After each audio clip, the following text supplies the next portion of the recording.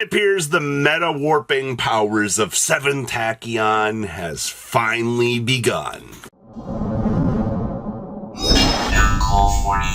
Make sure you smash the crap out of that subscribe button so you guys don't miss out on more content. So this is going to be your top 16 breakdown for the 3v3. Now keep in mind that numbers and things are going to look a little bit different here because this is a 3v3, which means, you're going to have multiple people, having multiple different team combinations. You might see something a little bit more successful than others, or you're just going to see the results skewed to madness. So your top 16, 28 Ryzeal variations of this. I don't know how many are Fiendsmith, how many are, pure, but it's a lot of Ryzeal. Probably by far the biggest cluster dump of Ryzeal I have seen to date out here. And then we have 5 Maliss as your next closest deck. Yeah, that's a little bit troublesome, actually. Now, we did have 4 Mermail variants, evidently, in this top cut, which is kind of cool, actually. I really do appreciate that. It does kind of show that Mermail's been doing a lot of cool things. Then we had 3 Blue Eyes variations, which, seeing one more Mermail surpassing Blue Eyes, a little bit of a sad day there. We also had 1 Voiceless Voice duelist. Congratulations on that. That's amazing to see for your rogue. And we also had a Bystial deck. Now, I do want to say that there are 6 decks unaccounted for. Now, at this point in time, you may as well allocate a couple of those unknown slots to probably Ryzeal and some other things. But having 6 and really not being known, I normally am not too happy to not have the complete set here. But in a 3v3, I don't think it really truly matters the overall scope of a few unknowns running around when players are going to be playing the best decks that they can. Now, your top 8. Woo! I love bouncing around out here. So top 8 is going to look absolutely miserable for those of you that are seeing the shift here. All right, we have 19 Ryzeal variants in your top 8. I mean, that's freaking just awful to see that conversion. And then we're left with 4 Maliss variants as well. And then you have a Blue Eyes variant as well. You lost so much from the cutoff from top 16 that made this kind of look a little bit proportionally cool to this is just Ryzeal the meta. And when you're really comparing this to, like, how out of hand that this feels in this meta, and, no ban list anywhere on the horizon, I can feel a little bit flustered. Top 4! Oh, okay. It can't be that bad, right? Well, at this point in time, you're down to 9 Ryzeal variants. So we lost about 50% of the field. Actually, it's over that because there was 19. And then we're down to 3 Maliss at this point. So, your Maliss duelist, they were holding on very strongly into top 4, which really, I think, sets a good tone out here. And then at the end of the day, it came down to a 100% Ryzeal Rock'em Sock'em Robots battle out here in the finals of the 3 versus 3. And guess what, guys? Ryzeal won. Anybody surprised about that? No, not really. Overall, I mean, this is what I expected to see for a 3v3.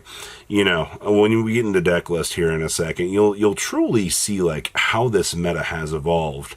And we need a list soon. All right, so starting things off here, we have, oh, man, you gotta love seeing the, we don't need new cards, the special of the format, Mr. Fiendsmith Engraver. It's so funny to me to see how much that this deck has just stayed so, unchanged for the most part. You're at 42 cards. This is not changed. We've got a Ghost Ogre here. Got some little flavor going on here. But I guess one of the coolest things is you got crossouts in the main deck now. This gives you some counter pick to the actual meta to kind of offset things, which is kind of nice. And then I see that, you know, we got the Meows, the Perulias, and then, of course, full steam ahead on the Fuas out here in the main deck. Nothing really changes too much with this deck. Until we get a list, players are going to stick with this. This is the perfected Formuoli. And then, of course, oh, well, hi. So this is the evolution to Pure. It looks like Mr. Surfacing Big Jaws is on the table out here for some power-ups, which is kind of cool. Now, this is going with 7/7 Ascension and 7/7 Tachyon out here, just to make sure that, you know, we have the searchability engine to do our thing.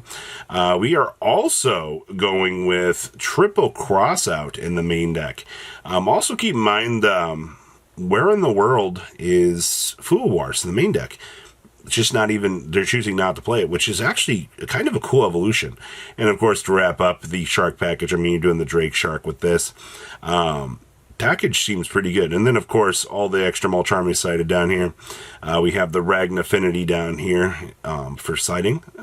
I think this is pretty cool, man. I wanted to see 7 Tachyon do its thing, and it truly did. Okay.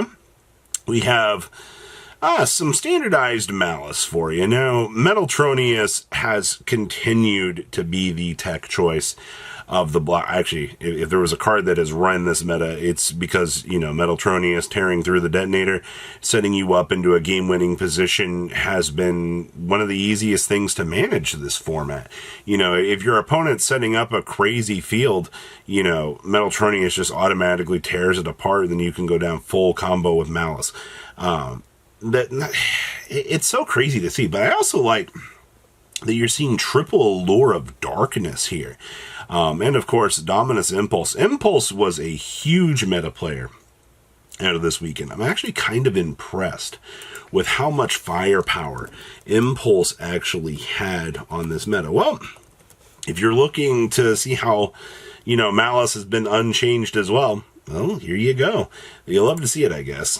Oh, hey, got some, this deck's going on down some interesting little paths here. So first of all, you got Triple Engraver built into the Maliss deck. This was an original idea that faded off into the distance as everybody was like kind of clutching onto Engraver in the very early stages of this deck, and then people were just like, yeah, I'd rather just play Pure. But the fact that, you know, we're also going this hard. Now, it's interesting that they're choosing to even play the Lubellions in here without a super heavy Bystial count. Most of the time, you know, you're going to see this deck trying like triple Baldrake, triple Durosworm, and then, you know, maybe these. But I guess wanting to have the draw power interruption with Branded Regained is going to kind of warrant some slots. So that's an interesting tech choice, actually. But I guess because of, you know, having the level 6 access, I guess you can do some little side plays with this. It's kind of interesting. We've also got, so more Fiendsmith Ryzeal. This build playing 44 cards. I'm still never going to be a huge fan of trying to push, you know, this deck to like 45, 50. But this is good. I also see we're side decking the Typhone down here, just for the board breaker presence. We're main decking a singular Metaltronius with no thrust, no tack talents to get to this. Okay. When you actually see like the weird things that people do with their one-ups, it's always going to catch people off guard. I also do see we have some Solemn Strikes down here. I do not think that Solemn Strike is a terrible card at all. I think Strike does so much work when it actually is allowed to do so. So that's freaking awesome to see, man. I love that.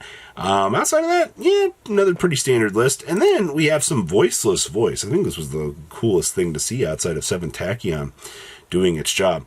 Going 2-2 split on these, actually seeing some work on the Sauravis, which is fine. There are Ryzeal cards in here. I guess I should have expected there to be a complimentary package in here. I know people talked about this deck originally, but to actually see it in application, I think is really, really cool. Well, you know, just go down the Skull Guardian package and then go down this and then have your opponent look at you and go, you just wanted to play Ryzeal. And then you're like, no, man, I wanted to play some Voiceless Voice cards. That's why the Ryzeal cards are here. Impressive. I like this. But there's not a lot else to really say about this event. To be honest with you, it's just another day in Yu-Gi-Oh!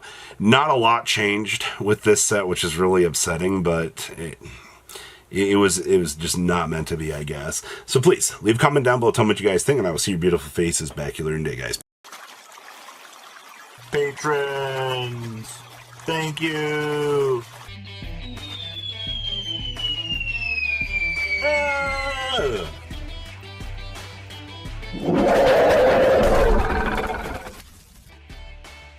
Thank you so much for watching. Check out these other videos.